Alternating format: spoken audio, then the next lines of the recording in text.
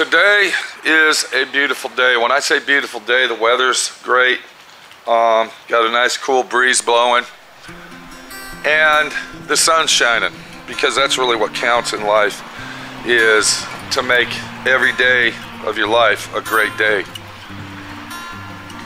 We also have another situation here that isn't so great, but will be great when we're done with it. And what that is a 1967 Camaro. Now, we have done some extensive work to this already, and you can't really tell, but we had this thing sandblasted top and bottom. And you're going to want to watch that video set, because let me tell you, it was a fucking mess. A real mess. But we went ahead and painted all of this area right here, as you can see.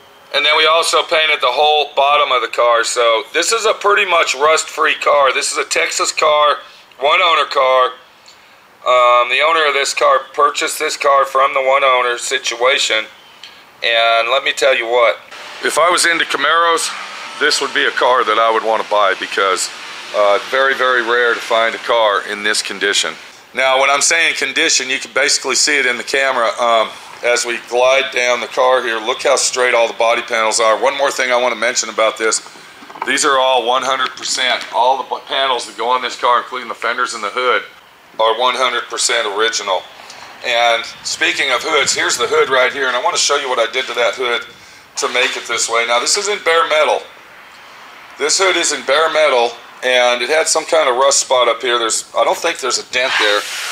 Yeah, it feels like there's a small dent right in here where people were pushing on it. So we'll be able to fix that.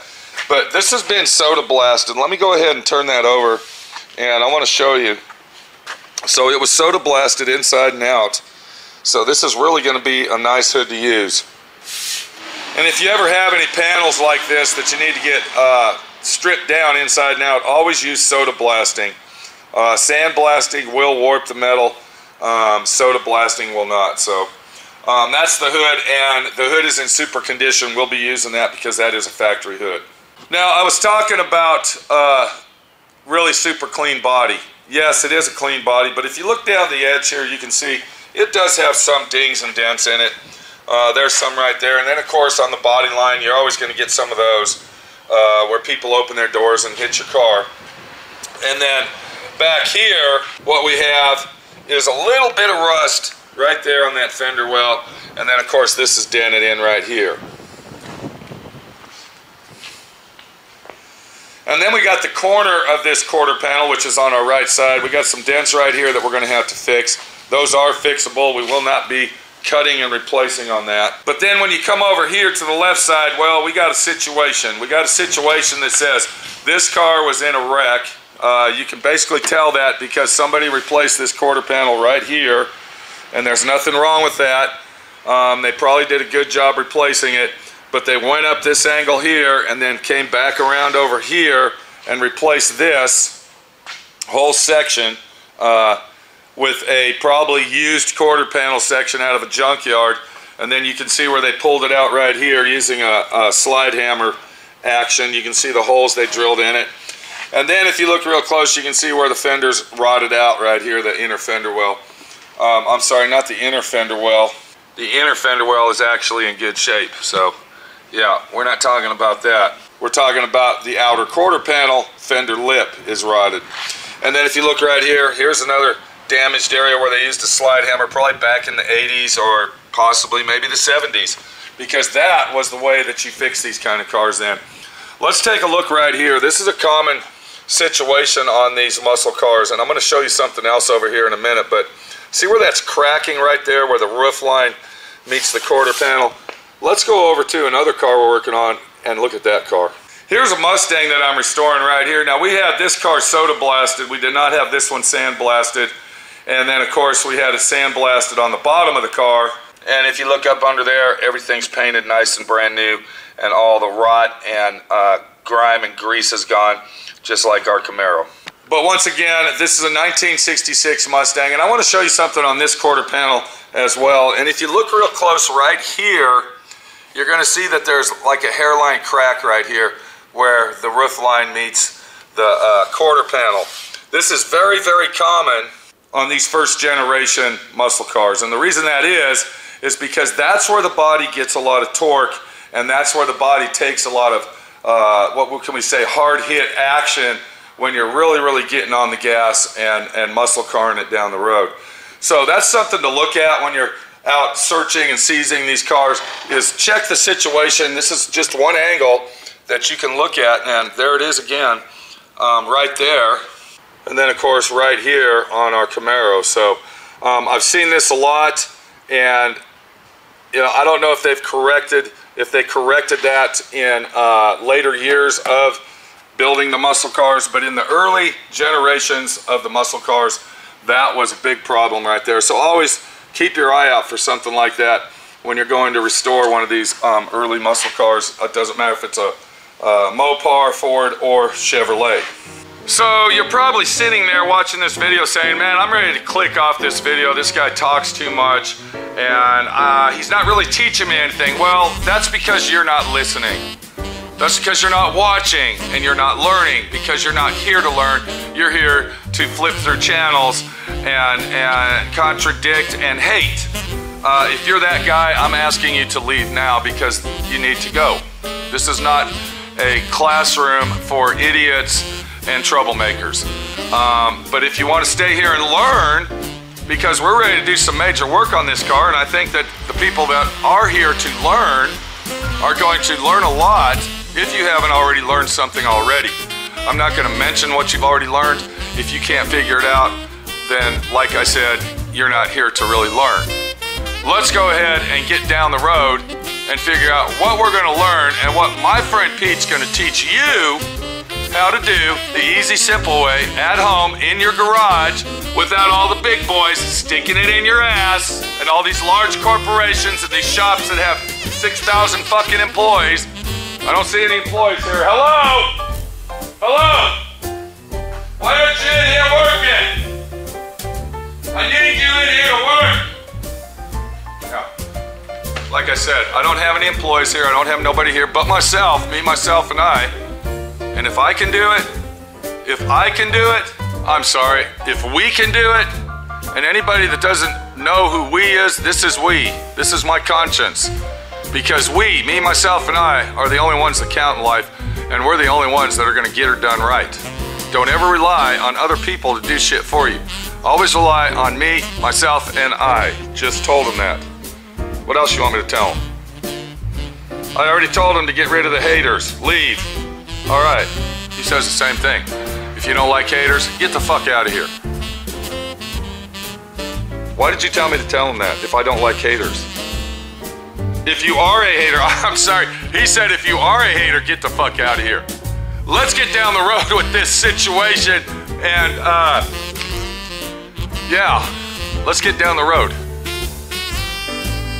You need to make your mind up what you want me to tell him, because you're making me really look like a jackass here, guy. Okay? You really, really are.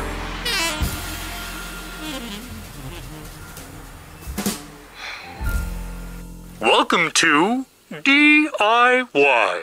Automotive School with my friend Pete and Minnie, the body shop girl. It's everything you need to know about cars and more.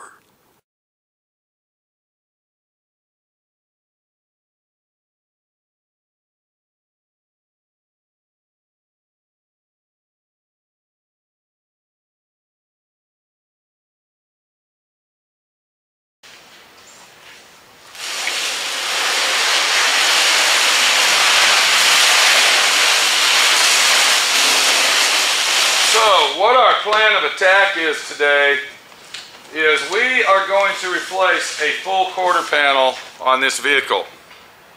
Now, what I'm going to show you basically applies to any car that you're going to put a quarter panel on. It could be a Mopar, it could be a Chevy, it could be a Ford, it can be an old car, it could be a new car, but the techniques that I'm going to show you that are going to make it quick and easy and fast are going to be the techniques that you're going to want to use when you're doing panel replacement, such as this quarter panel. And let's go ahead and get this thing out of the box and see what we got. The quarter panel that you are looking at right here, this is an aftermarket quarter panel. And anybody that's been watching my friend Pete for a long time is going to realize that aftermarket body parts don't fit perfect. So when you buy something aftermarket like this, always keep in your mind, they are not going to fit perfect. They will not fit right. I will have to do some type of modification somewhere, somehow, to this quarter panel to make it work. Let's go over the quarter panel and see what kind of quarter panel we got and what we're going to have to do to replace the whole quarter panel. So the first thing you want to do, you want to start righting the edge of the quarter panel. And when I say edge, I'm talking about the edge of it all the way around, the outer edge of the quarter panel. And I want you to pay close attention to this edge right here. You can see that it's got a lip right here. This is actually where the door meets up with the quarter panel. You can see the door jamb is on this quarter panel as well. It's very important that if you want to keep that factory look, do you see this lip right here? Look at that lip right there. That is the OEM factory look. And if you plan on keeping that OEM factory look, you're going to have to get inside the car, just like you see me doing. We're going to have to get in the car. And it's a real bitch. I wasn't planning on doing this until I started walking the edge.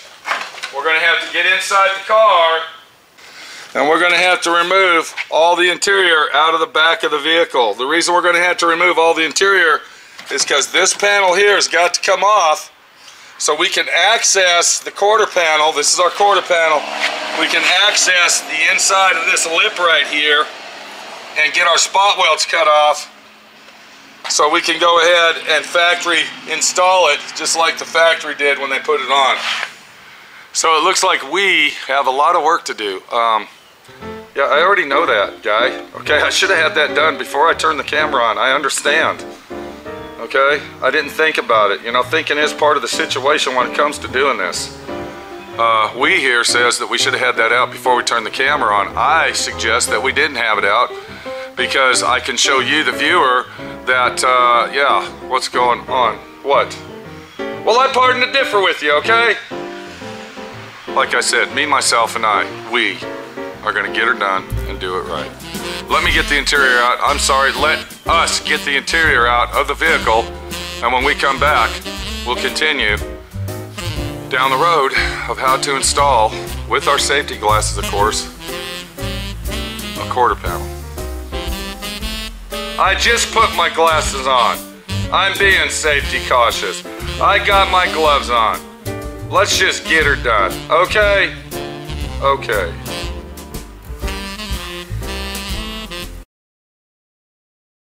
Thanks for watching D.I.Y. Automotive School. Classes don't stop till you know everything.